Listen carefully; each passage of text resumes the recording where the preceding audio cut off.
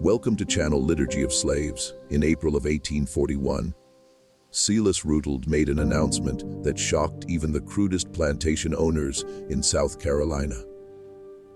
He was placing his daughter, Catherine, a 28-year-old woman weighing over 260 lb, under the complete authority of an enslaved man named Ezekiel but we cannot Cross. delay. The others depend Not on as our a nurse, decision. not as a companion, We must consider but the as risks. her owner in every way I agree, that but we mattered, cannot delay. except The others on depend on paper. our decision. The white society of Colleton County was scandalized, but they had no idea what Rutald was truly doing or what Ezekiel Cross would do to Catherine over the following months. By November, Catherine's body had changed in ways no one could explain. 13 men were dead, and Cypress Grove Plantation was nothing but ash. What really happened between that enslaved man and the plantation owner's daughter? What did he do to her that terrified everyone who witnessed it? Before we uncover the disturbing truth, subscribe, hit that bell, and comment your state below. Now, let me take you back to where it all began. Spring in Colleton County arrived with oppressive heat and humidity that made the air feel solid. The Combahee River moved slowly through the low country, its dark water reflecting Spanish moss that hung from live oak trees like funeral shrouds.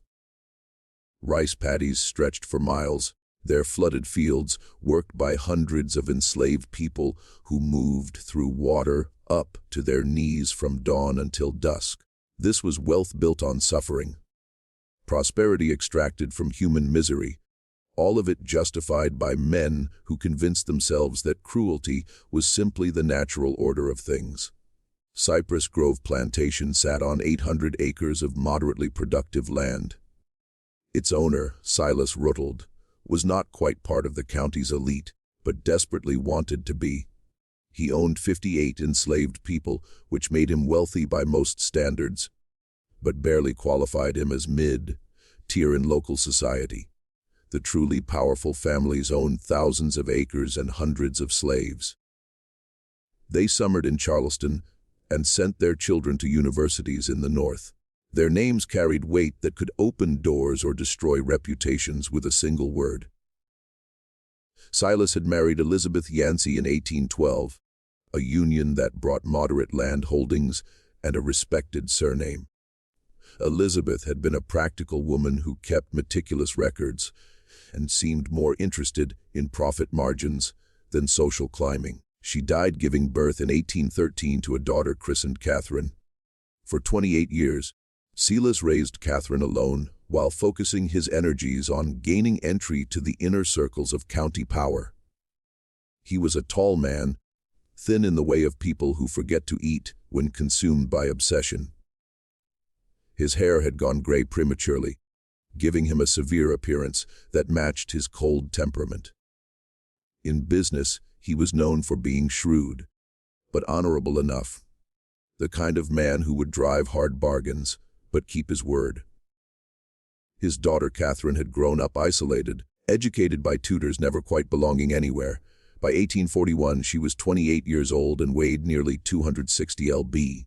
Her body was swollen from years of medications prescribed by doctors who diagnosed her with hysteria and female nervous disorders. She suffered violent fits where she would scream and throw objects. She had attacked her father with a letter opener the previous year, leaving a scar across his left hand. The white society of Colleton County whispered about her with false sympathy. Poor Silas Rutald, burdened with a mad daughter. What a shame. She had been such a pretty child. None of them knew the truth. None of them knew what Catherine had witnessed when she was 12 years old, or that her madness was not madness at all, but a rational response to living with monsters. The letter arrived on April 7th, delivered by private courier. Silas opened it in his study, expecting business correspondence. Instead, he found 3 pages on expensive paper, sealed with red wax bearing a symbol he recognized immediately. A scythe crossed with wheat stalks. The mark of the Brethren of the Harvest. The Brethren, 13 men who gathered in darkness to perform rituals they believed strengthened the land through blood sacrifice. They mixed old European traditions with beliefs borrowed from enslaved people who understood spirits and power. They believed the strong were meant to consume the weak, literally when necessary. Silas had been initiated in 1822. He had attended perhaps 40 gatherings over 19 years, participating in rituals that ranged from disturbing to monstrous. The letter informed him he was in debt, or 12,000 borrowed over years of gambling losses and failed investments. An impossible sum. Repayment would require selling most of his land and all his slaves, destroying everything he had built. But the letter offered an alternative. A demonstration of commitment from members in difficult positions. Silas would take his daughter Catherine and place her under the complete authority of one of his enslaved men. Not temporarily, not as punishment, but as a genuine transfer of responsibility lasting 1 full year. The enslaved man would have total control over her person, her daily activities, her treatment. Silas would announce this publicly at a gathering of the county's prominent families, explaining it as an extreme medical measure for his daughter's condition. The humiliation would be absolute. In a society where white women were supposedly precious and protected above all others, Silas would be declaring his daughter worth less than his property. But if he agreed, his debt would be forgiven, and the brethren would provide financial support to restore his position. Silas sat in his study for hours that night. He thought about his options. Bankruptcy would destroy him completely. The brethren had connections to every judge, every lawyer, every politician in the region. They could make him disappear if he became a problem, or he could sacrifice his daughter's dignity to maintain his own position. The choice society had trained him to make. Property over people, power over morality. He wrote his acceptance by candlelight and sent it before dawn. 3 days later, another letter arrived with a name and brief history. Ezekiel Cross, age 33, purchased recently through an intermediary from a Virginia plantation. Skills included carpentry and herbal medicine. Temperament listed as quiet and obedient. What the letter did not say was that Ezekiel Cross had been selected specifically for this purpose, that his placement at Cypress Grove was no accident, that he carried his own burning need for justice and the patience to wait for exactly the right moment. Ezekiel arrived on April 13th in a wagon driven by a slave trader named Henderson. The wagon pulled directly to the main house, unusual since most slave transactions happened near the barns. Silas came out onto the porch, shading his eyes against the morning sun. In the wagon bed sat Ezekiel. The first thing Silas noticed was his eyes. Most enslaved people kept their gaze down as a survival mechanism, but Ezekiel looked directly at Silas, his expression calm and assessing. It made Silas deeply uncomfortable. Ezekiel was tall, perhaps 6'2", with broad shoulders and lean muscle from a lifetime of hard labor. His skin was unmarked by whipping scars. His clothes were simple but clean. His hands were large and calloused, but his fingers had a precision that suggested skilled work, rather than just brute force. Henderson climbed down and handed papers to Silas. Ezekiel Cross, as requested. Previous owner said he was quiet but capable. Your associates want you to know this one was carefully selected. Silas barely glanced at the papers. He addressed Ezekiel directly. You understand why you are here? Yes, sir. Ezekiel's voice was deep and measured, with a slight Virginia accent. My daughter is unwell. You will be responsible for her care. Doctors have failed. You claim knowledge of herbal treatments. My grandmother was a healer, sir. She taught me before I was sold. The transaction completed quickly. Ezekiel was shown to a small cabin near the main house, separate from other slave quarters. He was given basic supplies and told his duties would begin the next day. He was informed that his sole responsibility was Catherine's care, and that failure would have severe consequences. Ezekiel nodded and said, "Yes, sir," when required. Then he was left alone. For the first time since arriving, he allowed his expression to change. His jaw unclenched slightly, his shoulders relaxed. He sat on the bed and pulled from inside his shirt a small cloth bundle. He unwrapped it carefully, revealing a piece of worn paper with 3 names written in a child's uncertain handwriting of Sarah, Benjamin, Ruth. His wife, his son, his daughter, sold away from him 3 years ago to a plantation in Alabama known for working slaves to death. He had learned they all died within 18 months. Sarah from untreated fever, Benjamin from an injury that turned septic, Ruth from simply giving up, a 6-year-old child who stopped eating because she could not understand why her family had been torn apart. And Silas Rutald had been the one to sell them. Not because he needed money, not because they had done anything wrong, but because he had been demonstrating to the brethren that he could make hard decisions without sentimentality. He had split a family like kindling for burning. Ezekiel had spent 2 years working his way south, deliberately getting sold from plantation to plantation, always gathering information. He learned about the brethren through whispers. He learned about their rituals and members. He learned they considered themselves above any consequence. When the opportunity came to be sold to Rutald specifically, Ezekiel knew this was his chance. He would have access to Rutled's house, to his secrets, to his vulnerabilities.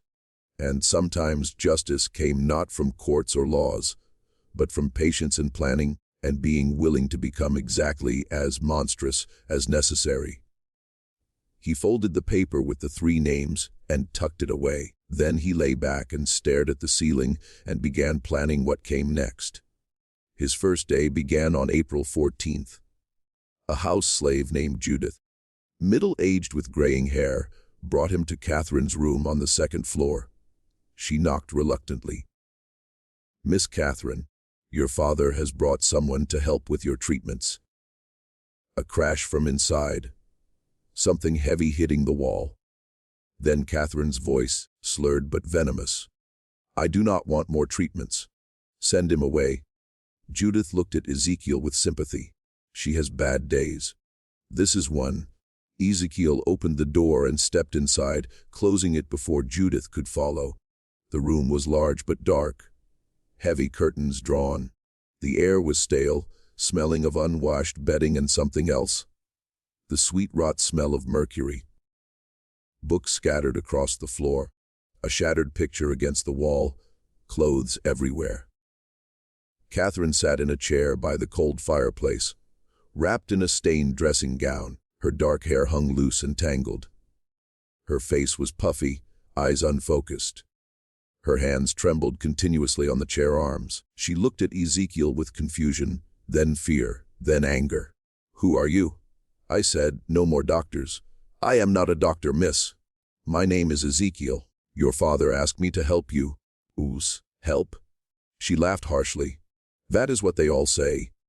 Help, treatment, medicine. They mean poison. They mean chains. They mean silence." She stood suddenly, swaying. "I know what this is. He is punishing me again for remembering, for speaking, for refusing to forget." Ezekiel stood still, non-threatening. "What are you supposed to forget?" The question caught her off guard. Her anger flickered to something more vulnerable. "You do not know." "I know nothing, miss. Only that your father says you are unwell." Catherine studied him intently, as if really seeing him for the first time. "You are not from here. Virginia originally, miss. Do you know what happens in this house? What they do in the cellar?" Ezekiel's pulse quickened, but he kept his expression neutral. "I do not know what you mean. Liar. No heat in it. Just exhaustion. Everyone lies. It is easier than truth." She sat heavily. "Leave me alone. Tell my father his newest torment failed. But Ezekiel moved to the window and drew open the curtains. Sunlight flooded in. Catherine cried out, covering her eyes. "When did you last go outside, miss?" "I cannot walk that far. I'm too weak." "When did you last eat without laudanum?" "The medicine is necessary. Doctors say so." "What if the doctors are wrong?" Her hands came down from her eyes. She stared at him with hope and terror mixed. "What did you say?" Ezekiel turned from the window. This was the moment the first card played. I said, "What if the doctors are wrong? What if everything you have been told about your condition is designed not to help you, but to keep you controllable? What if your father has been poisoning you for years to ensure you never become well enough to speak about what you saw?" Absolute silence. Catherine's eyes went wide, her trembling hands stilled. For 30 seconds, she just sat there, her mind working. When she spoke, her voice was different, clearer. "He told you." "Your father told me nothing, miss. But I have eyes. I know mercury poisoning. I know long-term laudanum use. Healthy women do not become like this without someone working hard to make them that way." "Why would you say this?" Suspicion crept back. "This is a trick. You are testing me." "I am telling you, I can help you become truly well. Clear-minded, strong enough to walk out of this room. But it will not be easy. Your body has been dependent on those medicines for years. Stopping will be painful.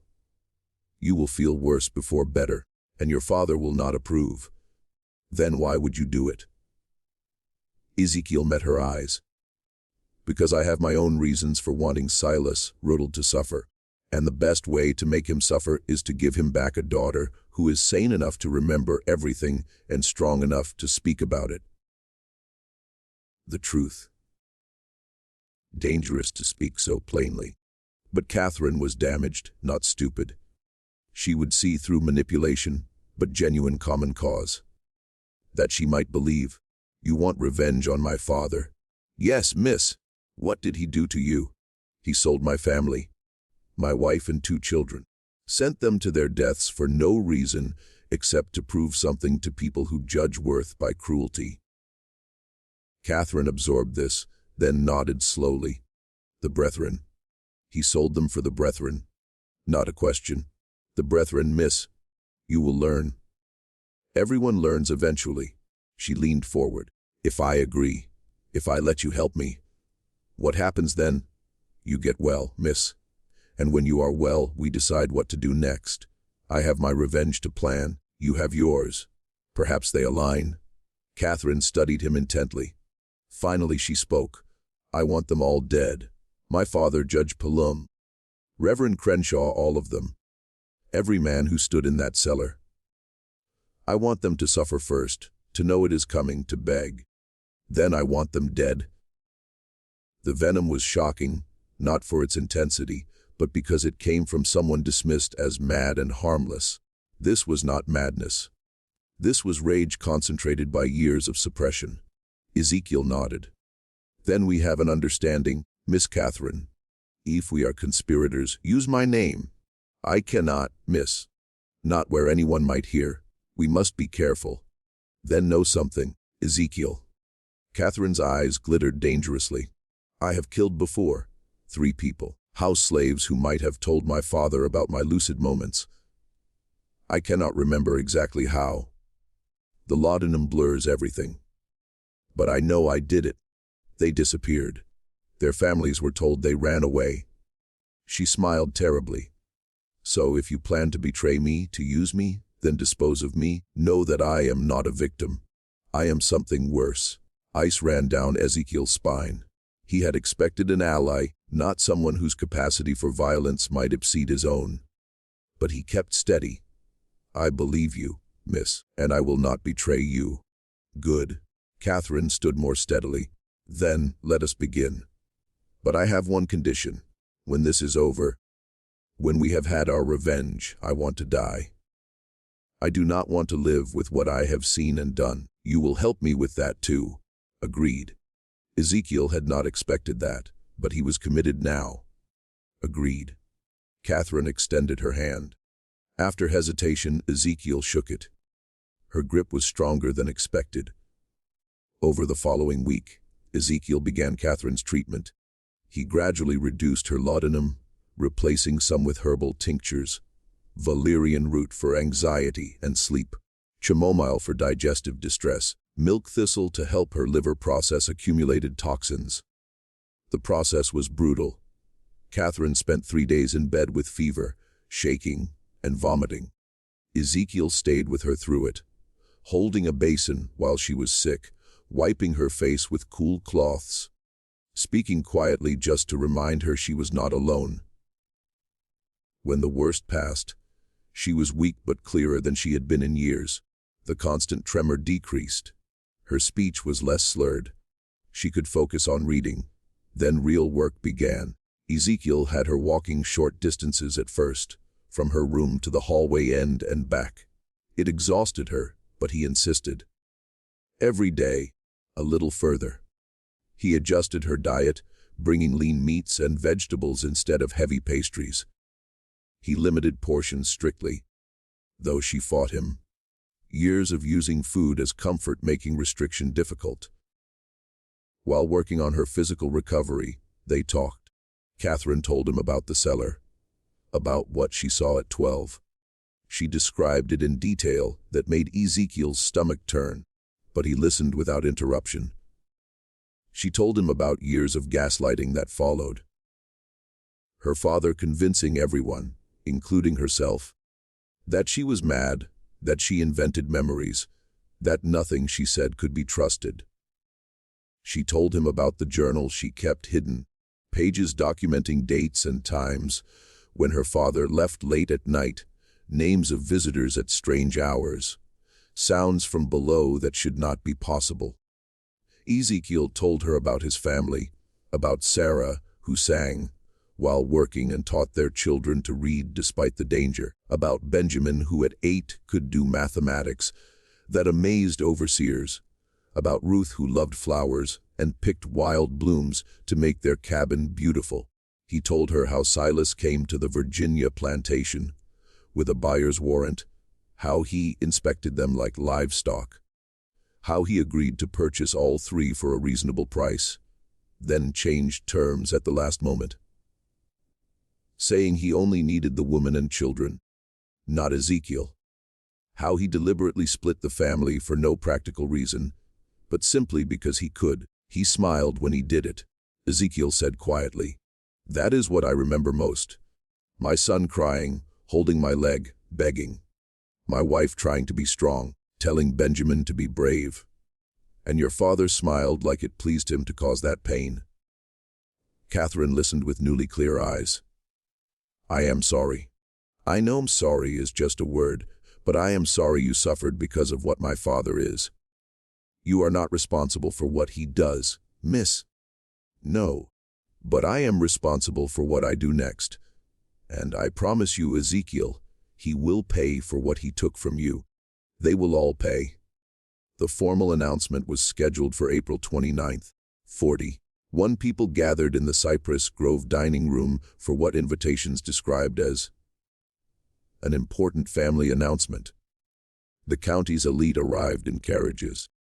Judge Plum with his wife Eleanor, Reverend Crenshaw with his daughter, Marcus Fanning and his family, Benjamin Lyall from the bank. The meal was elaborate.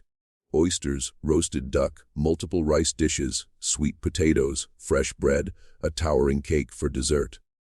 Through it all, Catherine sat at her father's right hand, eating sparingly, speaking when spoken to, but volunteering nothing.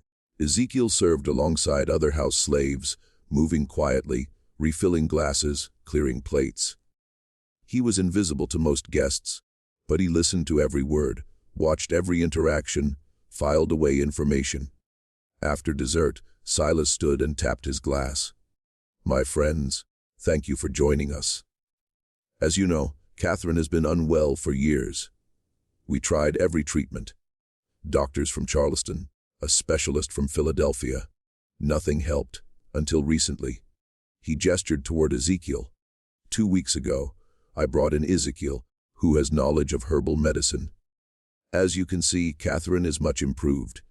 Clearer, calm, more herself than in many years. Polite murmurs around the table. Catherine kept her expression neutral, though Ezekiel saw her hands gripping her napkin beneath the table. This improvement, Silas continued, has led to a difficult decision. Catherine requires ongoing care more intensive than our household can provide. After much consideration, I've decided Ezekiel will assume full responsibility for my daughter's welfare. He will have complete authority over her treatment, daily activities, and living arrangements, effective immediately. The murmurs changed tone, confusion now. Several guests exchanged glances. Mrs. Plum's face registered shock. Marcus Fanning spoke up. Silas, I do not understand. You are placing your daughter under a slave's care, permanently. I am placing her with someone who succeeded where others failed. My daughter's health is more important than social convention. But surely. Reverend Crenshaw interjected carefully. There are other options. A companion, a nurse, someone more appropriate.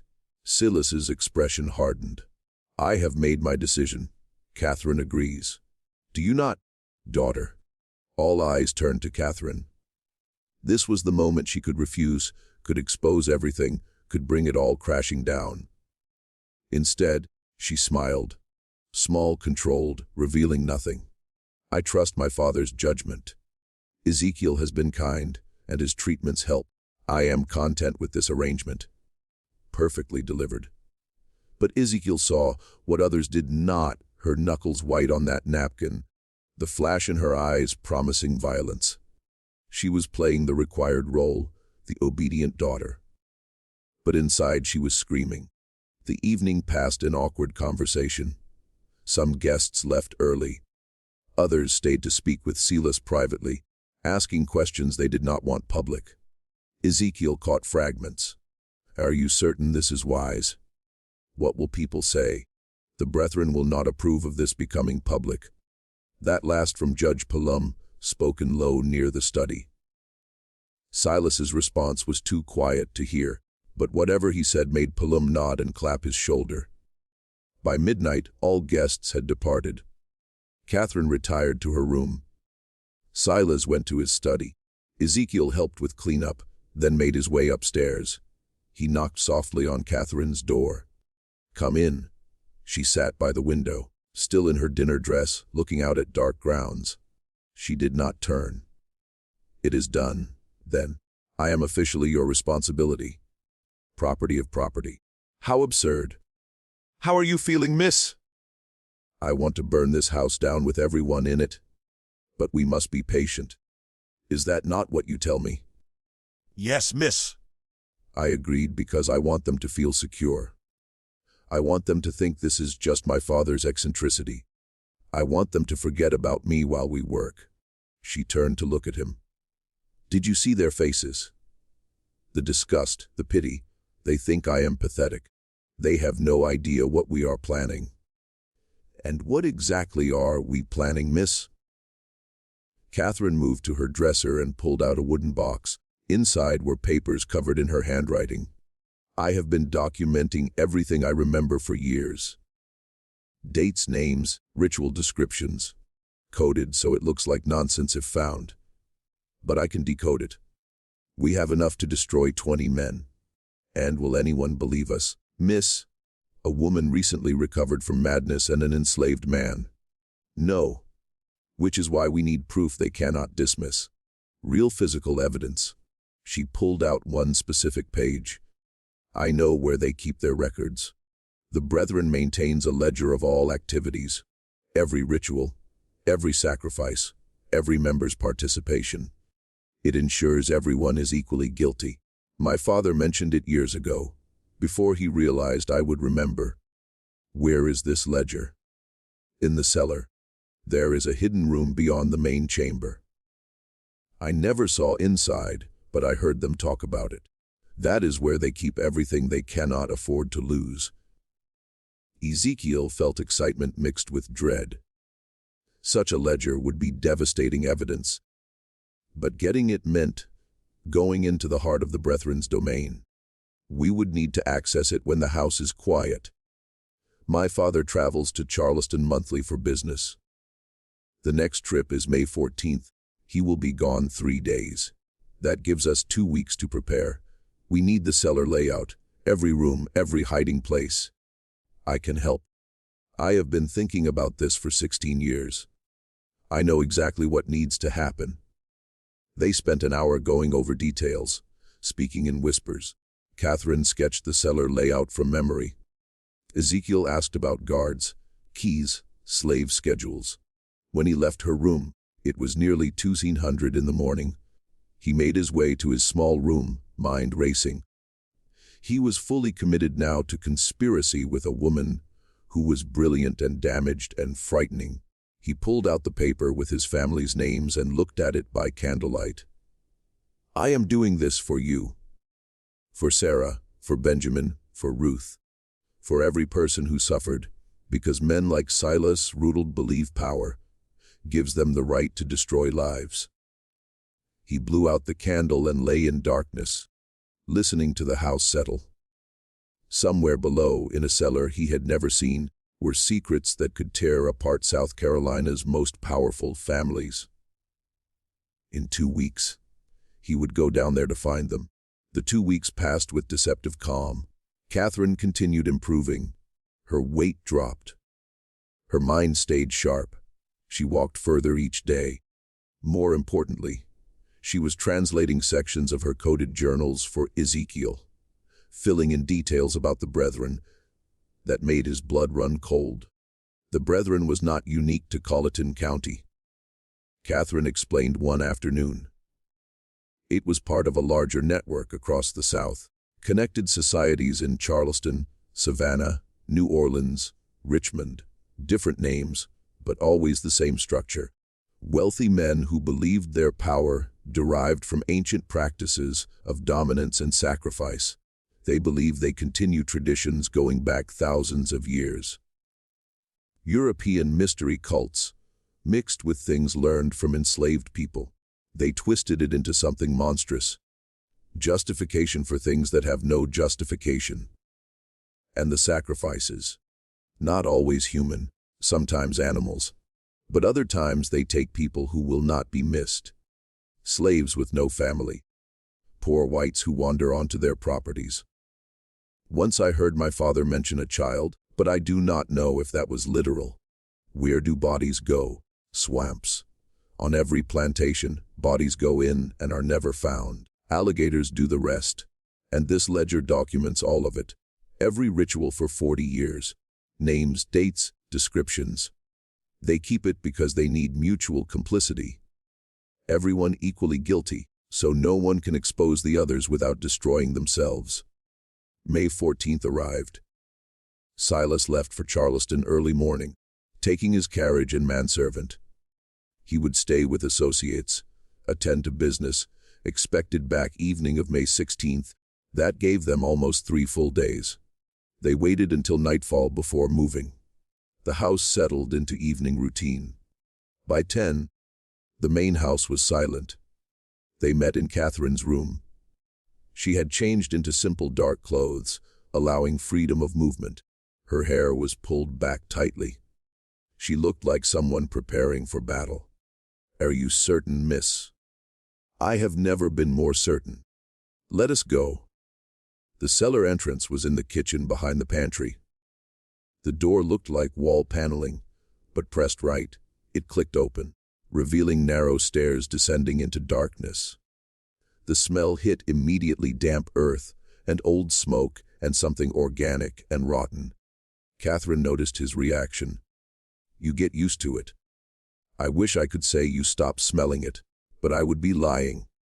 They descended carefully, Ezekiel carrying a shuttered lantern providing minimal light. The stairs were steep and worn, wood creaking. After 20 steps, they reached bottom. The cellar was larger than expected, easily 30 feet square with low ceilings supported by thick beams. Floor was packed earth. Walls lined with stones weeping moisture. At center was what Catherine called the altar, though now it looked like just a heavy wooden table. But dark stains on its surface and grooves carved in edges told their own story. Around the room were candle holders, clay jars sealed with wax, wooden boxes, a rack holding black robes with crimson trim. Along one wall, shelves containing books and papers. Catherine moved with the certainty of someone following a memorized map. She led Ezekiel to the far wall, where stone seemed solid, but she pressed one particular stone and something clicked. A section swung inward, revealing another chamber. This room was smaller, 10 feet square, and here the brethren kept its secrets. The ledger sat on a wooden stand in the center, massive, 2 feet tall and 18 in wide, bound in dark leather with metal clasps. Next to it were smaller journals. Around the walls were shelves containing jars Ezekiel refused to examine too closely. "There," Catherine whispered, pointing. "That is what we need." Ezekiel moved to the stand and opened the book carefully. Pages were thick parchment covered in meticulous handwriting. Names and dates going back to 1800. Ritual descriptions written in clinical detail, like scientific experiments rather than atrocities. He began reading, and with each entry, his horror deepened.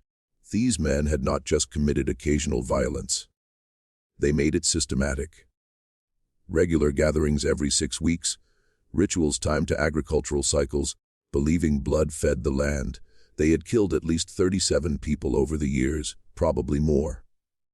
Mostly enslaved people, but also poor whites, indigenous people, anyone vulnerable.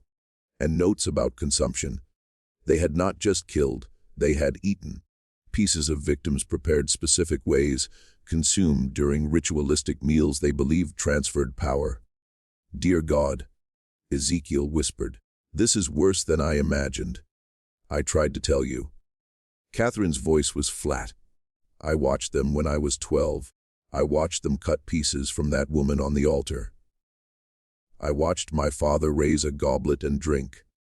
Then I spent 16 years being told I was insane, that I imagined it all. But I knew. I always knew." Ezekiel turned pages looking for entries about his family. He found them in October 1838, 3 lines. Purchased family unit from Virginia. Woman Sarah. Children Benjamin and Ruth.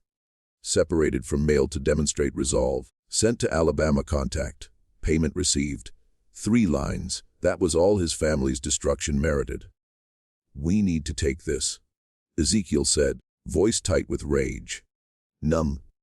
Catherine's hand on his arm. "If we take it now, they will know immediately. We need to copy the most important entries first." She was right. But Ezekiel wanted to burn everything. But revenge required patience, required being smarter than the enemy. They spent 3 hours working.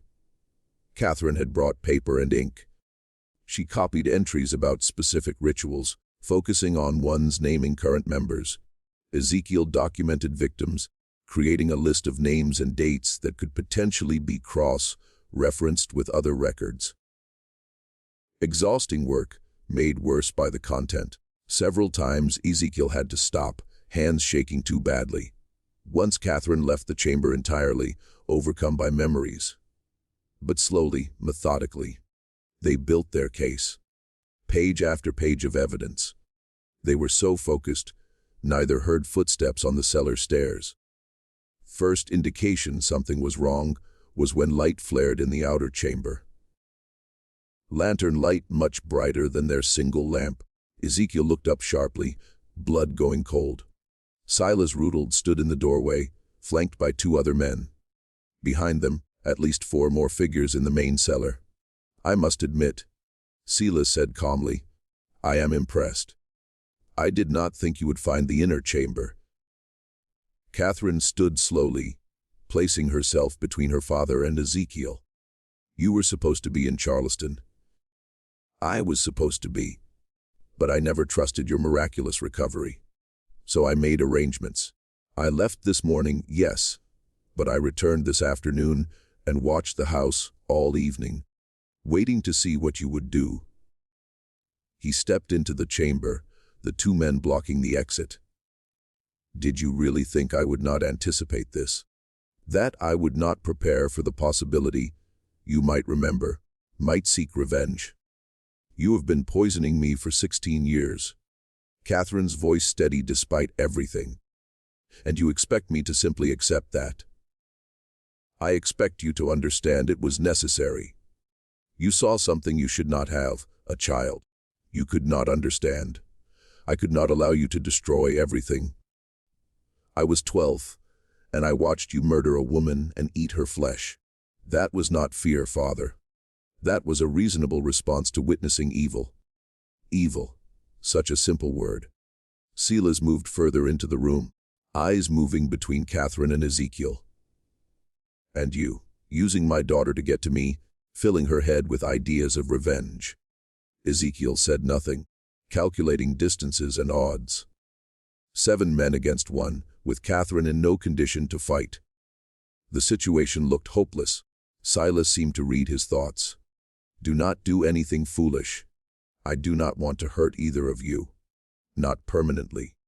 But I cannot have this rebellion continuing. He gestured to the men behind him. Bring them upstairs. We need to discuss what happens next. They were taken to Silas's study and locked inside together. The room was windowless except for one high transom, impossible to reach. The door was heavy oak locked from outside. As soon as they were alone, Catherine moved to Ezekiel. Are you hurt? No, miss. But we are in serious trouble. Yes, but not as much as you think. She pulled something from inside her dress. The papers they had been copying. I managed to keep these. He did not search me. Too confident. That will not help if we are dead. We are not going to die. Not tonight. Catherine's eyes were calculating. My father will want to resolve this without killing me if possible. I am still his daughter, his blood. That gives us leverage. Over the next hour they heard arrivals, voices in the hall, men gathering. The brethren was assembling. Finally, the door opened. Marcus Fanning stood there, face grim. They are ready for you. Come peacefully, and you will not be harmed. They were led down to the cellar again. This time, the main chamber had been transformed. All 13 brethren members present, dressed in ritual robes. Candles burned in every holder. The altar was draped with crimson cloth. 13 chairs arranged in a perfect circle, all occupied except Silas's at the altar's head. Ezekiel and Catherine were positioned in the circle's center, forced to stand facing Silas. The other members watched with expressions ranging from curiosity to hostility. Silas removed his hood. Brothers of the harvest, thank you for coming on short notice. We face a crisis. My daughter and her associate discovered our inner chamber. They saw the ledger. They were copying entries when I interrupted them. Judge Pelham spoke up. Then they must be silenced. Permanently. This is not complicated. I disagree. Silas held up a hand. My daughter is blood. I cannot simply dispose of her without exhausting other options, and the man represents an opportunity. Red opportunity, Reverend Crenshaw asked. To test something I have long believed, that a person can be drawn into our work through their own actions, if framed correctly. Silas turned to Ezekiel. You want revenge on me. You want to destroy me for what I did to your family. I understand that. But what if I offered you a different kind of revenge, a more meaningful one? I do not understand. I am offering you membership, not as an equal. The Brethren does not accept men of color as full members, but as an associate. You would attend our gatherings, participate in rituals, and in exchange, I would give you what you want most. My family is dead. You cannot give me what I want. No, but I can give you revenge against the people who killed them. The plantation owner in Alabama who worked your wife and children to death. His name is Edward Gaines. He is not part of the Brethren. He has no protection from us. If you join us, prove your loyalty. I will give you resources to destroy him. Money, information, whatever you need to make him suffer as you have suffered. The offer hung in the air, obscene in its calculation. Join the men who destroyed his family to get revenge on another monster. And if I refuse, then you and Catherine both die tonight. Your bodies go into the swamp. No one will ever know what happened. The papers Catherine was copying will be burned. Her journals destroyed. Everything continues as it always has. Silas spread his hands. But if you accept, you live. Catherine lives. You get your revenge. All it costs is your soul. Ezekiel looked at Catherine. Her face was pale, but she gave him the slightest shake of her head. Do not do it. Whatever happens, do not become them. But Ezekiel was thinking about accepting, about getting inside their organization, about gathering more evidence, about buying time. He looked back at Silas. What happens to her? She returns to her room, resumes her medications, forgets what she has seen. The alternative is she dies alongside you. No. Catherine's voice cut across the chamber. I will not forget again. I will not be silenced. Kill me, if you must, Father, but I will not pretend I do not know what you are. Silas's expression hardened. Then you have made your choice. Wait, Ezekiel spoke quickly. I accept, but on one condition: Catherine goes free. Not back to her room. Free. Let her leave this house. Leave South Carolina. Give her money to start over. If you do that, I will join you. Several Brethren members shook their heads. But Judge Palom spoke. The boy makes a point. The girl is already broken. Even if she spoke, who would believe her? But a man willing to join us, to be complicit. That is valuable. That proves our power extends even to those who hate us. Silas considered. Finally he nodded. Very well. Catherine will be sent north. I have associates in Philadelphia who will take her in. She will be given a new identity and stipend to live on. But she can never return to South Carolina. Never contact anyone from her old life. She will be dead to everyone here. Agreed. Catherine stared at Ezekiel. No, I will not leave you two. Agreed. Ezekiel interrupted. She goes free. I join you. Then we have a bargain. Silas turned to the others. Catherine leaves tomorrow. Ezekiel's initiation will be in 3 weeks at the next regular gathering. Until then, he remains at Cypress Grove under watch. If he tries to escape or contact anyone, the deal is void and both die. Understood. Ezekiel nodded. Catherine looked like she wanted to argue, but Ezekiel caught her eye and shook his head slightly. Trust me. Catherine left the next morning. A closed carriage took her away at dawn. Ezekiel watched from his cabin window as it rolled down the long drive and disappeared into the trees. She had not been allowed to say goodbye. He had not been allowed to speak with her after the confrontation in the cellar. But as she had been escorted to her room the previous night, she had looked back at him once, and in her eyes he had seen something that gave him hope. She understood. She knew he had not truly surrendered.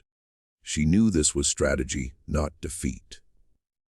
The question was whether she would actually go to Philadelphia, or whether she had her own plans. The 3 weeks that followed were the longest of Ezekiel's life. He was kept under constant watch. 2 overseers followed him everywhere. He was not allowed to leave the plantation grounds.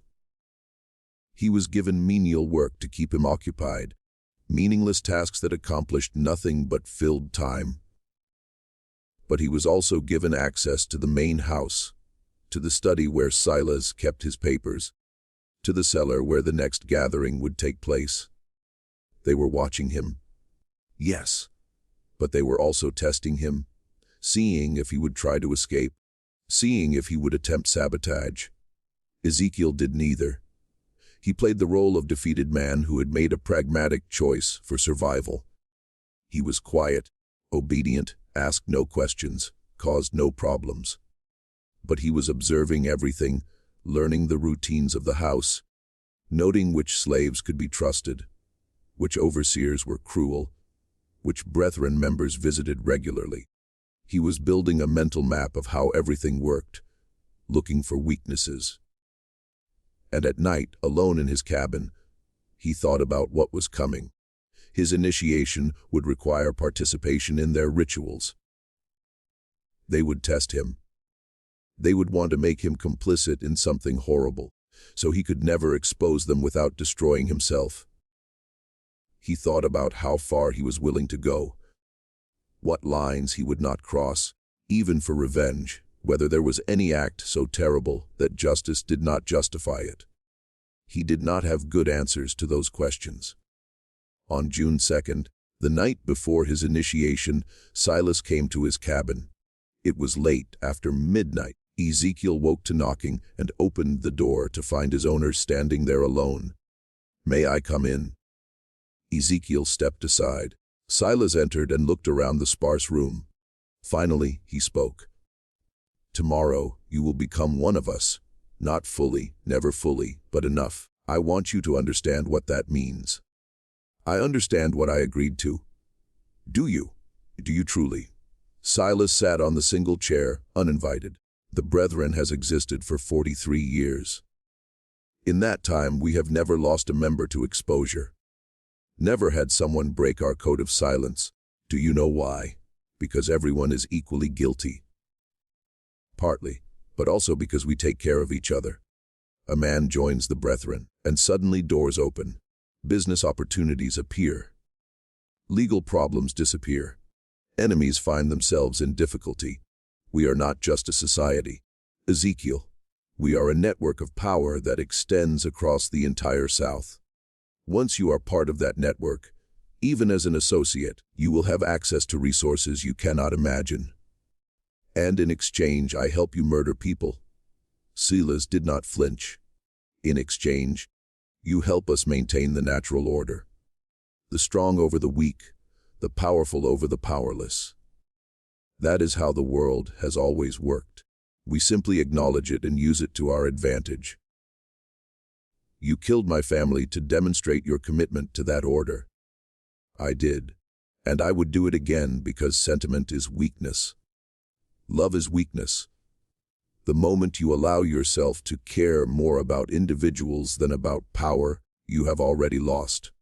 Silas leaned forward. But here is what I want you to understand. Your family is dead. Nothing you do will change that. But you can ensure their deaths meant something. You can use the power the Brethren offers to prevent other families from suffering the same fate. You can work from inside our organization to make changes, to push for less brutal treatment of slaves, to advocate for better conditions. You will have a voice at our table. That is worth something. It was almost convincing, almost. The idea that Ezekiel could become some kind of reformer from within, using his position to help others. But he knew it was a trap, a rationalization. The moment he participated in their rituals, he would be compromised. The moment he accepted their power, he would be corrupted by it. "Why are you telling me this?" Ezekiel asked. "Because I want you to succeed. Because having you as an ally is more valuable than having you as an enemy. Because I killed your family, but I do not want to kill you." Silas stood. "Tomorrow night, you will be asked to do something difficult. Something that will test whether you truly commit to this path. I am telling you now, whatever you are asked to do, do it. Do not hesitate. Do not show weakness. Because if you fail the test, both you and Catherine die. Yes, I know she is not really in Philadelphia. I know she is hiding somewhere, planning her own revenge. But I have people watching for her. The moment she surfaces, if you have not proven yourself, she will be found and killed. Do you understand?" Ice flooded through Ezekiel. Catherine was alive, but she was in danger, and his actions tomorrow would determine whether she lived or died. "I understand," he said quietly. Silas nodded and left without another word. Ezekiel sat alone in the dark cabin, thinking about the impossible position he was in. He had to participate in something monstrous tomorrow. Had to prove himself to monsters. Had to become complicit in evil, or he had to find another way. A third option that neither Silas nor the brethren anticipated. He pulled out the paper with his family's names, looked at them in the moonlight coming through the window.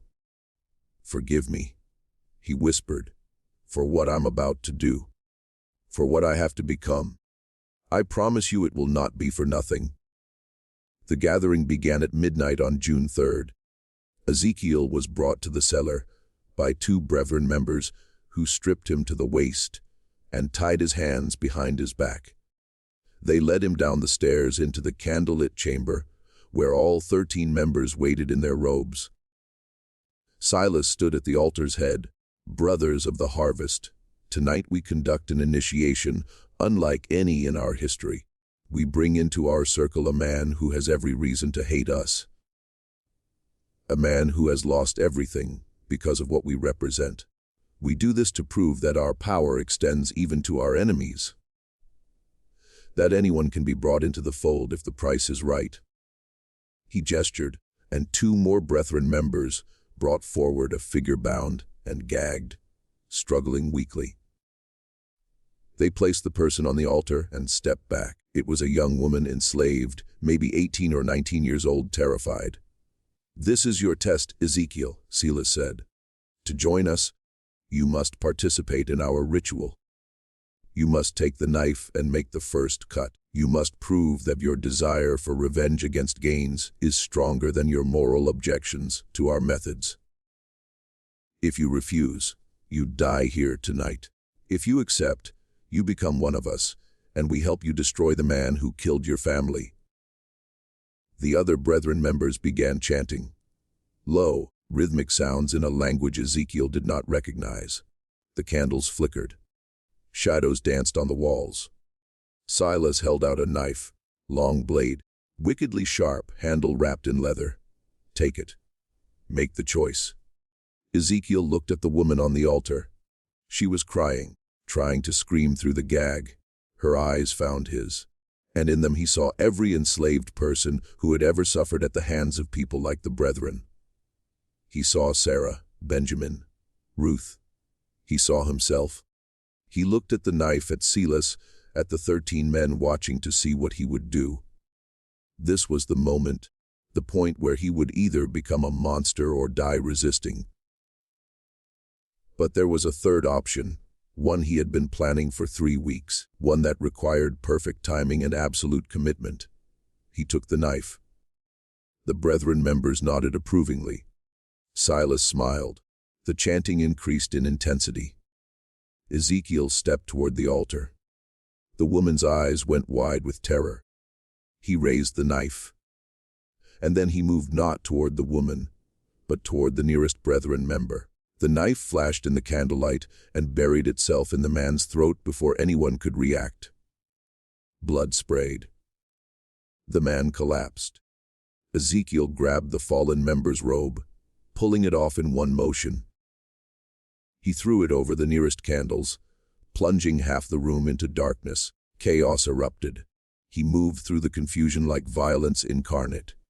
Years of rage focused into action. He grabbed another man, using him as a shield as someone swung at him, threw the body into 2 more members, tangling them, kicked out at a knee, heard bone crack, grabbed a candle holder and smashed it into a face. The brethren were powerful men, but they were not fighters. They were soft, privileged, used to others doing violence for them. Ezekiel was none of those things. He fought toward the altar where the woman lay, grabbed her, cut her bonds with the knife he had somehow kept hold of. "Run," he shouted up the stairs. "Run." She scrambled off the altar and fled. Ezekiel turned back to face the remaining brethren members, 7 of them still standing, blocking the stairs. "You have made a terrible mistake," Silas said, his voice steady despite the carnage. "You have killed yourself and Catherine both." "Maybe," Ezekiel said, "but I will take as many of you with me as I can." What he did not know was that above them, in the main house, Catherine had returned. She had never gone to Philadelphia. She had been hiding in the slave quarters, waiting, planning, gathering allies among the enslaved people of Cypress Grove. And when she heard the commotion from the cellar, when she saw the young woman burst from the kitchen screaming, she knew it was time. The reckoning. Catherine had spent 3 weeks recruiting. She had moved from plantation to plantation under cover of darkness, speaking to enslaved people she had known her whole life. People who had watched her grow up, who had suffered under her father's ownership. She told them about the brethren, about the cellar, about the rituals, and she told them that tonight was the night they could end it. 23 people came. Men and women who had nothing left to lose, who had lost children to the brethren's rituals, who had watched friends disappear into the swamps, who had endured decades of brutality from men who believed themselves untouchable. They came armed with tools from the fields, axes, scythes, hammers. They came with rage that had been building for generations. When the young woman burst from the cellar, Catherine led them down. The brethren members, still trying to subdue Ezekiel, did not hear them coming until it was too late. The enslaved people flooded into the cellar like a tide. There was no mercy in what followed, no hesitation. These were people who had been told their entire lives they were property, that their suffering did not matter, that their lives had no value. Now they were proving how wrong those beliefs were. The brethren tried to fight. Judge Palum pulled a pistol, but was struck down before he could fire. Reverend Crenshaw begged for mercy and received none. Marcus Fanning tried to flee up the stairs and was dragged back down. Silas Rudolph, seeing everything collapse around him, tried one last desperate play. He grabbed Catherine, pulling her to him with a knife at her throat. Stop! Stop or I kill her! The room went still. Catherine looked at her father with no fear in her eyes. Do it. Kill me.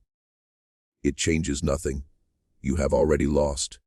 I can still escape. I can still. You can still nothing. Catherine's voice was cold. You spent 16 years trying to break me, trying to make me forget, trying to convince me I was mad. But you failed. I remembered everything, and I am going to watch you die. She drove her elbow back into his ribs with sudden vicious force. His grip loosened. She spun away, and before Silas could recover, Ezekiel was there. They faced each other, the enslaved man and the plantation owner. All the power Silas had held, all the privilege and cruelty, all the years of believing himself untouchable. None of it mattered now. You took everything from me, Ezekiel said quietly. My wife, my children, my life. You did it for no reason except that you could, to prove something to men who valued cruelty over humanity. Please, Silas said. Just that one word, pathetic and desperate. Did my wife say please? Did my son? Did any of the people you killed in this cellar? Ezekiel shook his head. No mercy. Not for you. Not ever. What happened next was brutal and final. The enslaved people made sure none of the brethren survived. 13 men who had believed themselves above consequence learned in their final moments that power was an illusion, that cruelty always came home eventually. When it was over, Catherine stood in the center of the cellar, surrounded by bodies. She was shaking, not from fear, but from release. 16 years of rage finally given outlet. Ezekiel came to her. Are you hurt? No. Are you? Minor cuts. Nothing serious. He looked around at the carnage. What do we do now? Now. Catherine's smile was grim. Now we burn it all. The cellar, the ledger, the evidence. We destroy every trace of what happened here. But that evidence could prove what they did, could bring justice. Justice. Catherine laughed bitterly. She looked around. This is justice, the only kind we were ever going to get. If we try to take that ledger to authorities, what happens? We are hunted down and killed. The surviving Brethren members in other counties come for us. This only ends if everyone believes the Cypress Grove chapter died in an accident. If there is no evidence, no witnesses, no story to tell. She was right, and Ezekiel knew it. Then we burn it.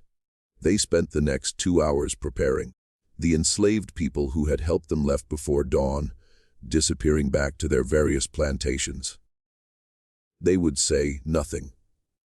They had seen nothing. They knew nothing.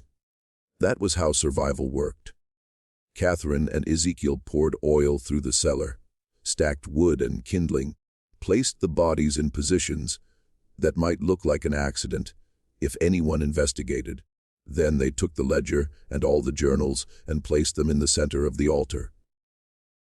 "Wait," Ezekiel said. He opened the ledger one last time and found the entries about his family. He carefully tore out those pages and folded them, placing them inside his shirt. "For them, so they are not forgotten." Catherine nodded. Then she took a candle and held it to the oil-soaked wood. The fire caught immediately. Within minutes, the cellar was ablaze. They fled up the stairs and out of the house, stood in the yard, watching as flames engulfed Cypress Grove Plantation. People would come. Other plantations would see the smoke. There would be questions, but Catherine and Ezekiel had their story prepared. A terrible accident. A candle knocked over in the cellar. The master and his guests trapped below. So tragic, so terrible. No one would ever know the truth. As the sun rose over the burning ruins, Catherine turned to Ezekiel. "What will you do now?" "Go north. Use the chaos of this fire to disappear. Maybe find others who want to fight, to create a network that can help people escape." He pulled out the paper with his family's names. "I cannot bring them back, but I can make sure others do not suffer the same fate. And I will go north as well. Use the money I have been stealing from my father's accounts for years. Start over." She paused. "But I will not forget. I will document everything that happened here. I will write it all down so that someday, somehow, someone knows the truth." They sealed the records. "They will seal your testimony too if you try to make it public. Then I will hide it. I will code it. I will leave it somewhere to be found decades from now when we are all dead and it cannot hurt us anymore." She looked at the burning house. The truth has a way of surfacing eventually. Even when people try to bury it. They stayed until the fire burned itself out. Until Cypress Grove Plantation was nothing but ash and blackened timbers. Until there was nothing left to show that 13 men had gathered there to commit atrocities. Then they walked away in opposite directions. Catherine north toward Charleston, and eventually Philadelphia, Ezekiel west toward the frontier, where enslaved people could disappear into communities that asked no questions. They never saw each other again. The official story was exactly as they had planned: a tragic accident. Silas Rutald and 12 prominent gentlemen meeting at Cypress Grove to discuss business when a fire broke out. All 13 perished in the cellar, overcome by smoke before they could escape. A terrible loss for Colleton County. Funerals with full honors. Eulogies praising their contributions to society. Catherine Rutald was reported to have died in the fire as well. Her father's mad daughter, trapped in her room, unable to escape, a particularly sad footnote to an already tragic event. No one questioned it. No one looked too closely. The enslaved people who had participated said nothing. They had no reason to speak and every reason to remain silent. Most were sold within months to different plantations as Cypress Grove was liquidated. They scattered across South Carolina and beyond, carrying their secret with them to their graves. Years passed. The ruins of Cypress Grove were eventually demolished. The land sold, new buildings constructed. Life moved on as it always does, covering over the past with the present. But whispers persisted. Stories told in slave quarters late at night about the plantation where the masters burned, about the night justice came to men who thought themselves untouchable, about the woman and the man who made it happen. The stories changed with each telling, becoming legend, becoming myth. But the core remained that cruelty had consequences, that power was not absolute, that sometimes the powerless found their power. In 1863, during the Civil War, Union troops occupied the area where Cypress Grove had stood. They found evidence of old tunnels beneath the property, found bones in the nearby swamp, found markings on trees that suggested ritual sites. But the war moved on, and no one had time to investigate further. In 1971, during demolition work, a journal was found sealed in a wall. It detailed everything: names, dates, rituals, victims. But as Catherine had predicted, it was coded. And before anyone could fully decode it, the journal vanished from county records. Some say it was destroyed. Others say it was taken by descendants of the Brethren families, protecting their ancestors' secrets. A few believe it still exists somewhere, waiting to be rediscovered when the time is right. What is known as this: 13 prominent men died in a fire in 1841. Catherine Rotel disappeared shortly afterward, though no body was ever confirmed found. An enslaved man named Ezekiel Cross was reported sold to a plantation in Alabama, but no record of the transaction exists. And for years afterward, stories circulated among enslaved communities about a network helping people escape, led by a man who had faced the monster and won. Whether those stories were true or just wishful thinking, no one can say for certain. But sometimes truth lives not in official records, but in the stories people tell, in the memories they keep, in the justice they remember, even when history tries to forget. This mystery shows us that power built on cruelty is never as solid as it seems. That secrets kept in darkness eventually find light.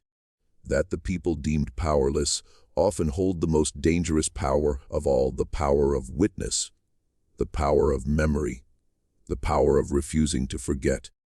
What do you think of this story? Do you believe everything was revealed? Do you think that journal still exists somewhere, waiting to be found? Leave your comment below. If you enjoyed this tale and want more dark historical mysteries like this, subscribe to Liturgy of Fear. Hit the notification bell so you never miss a story, and share this video with someone who loves mysteries that blur the line between history and horror. These stories need to be remembered. These voices need to be heard. See you in the next video. Thanks for watching.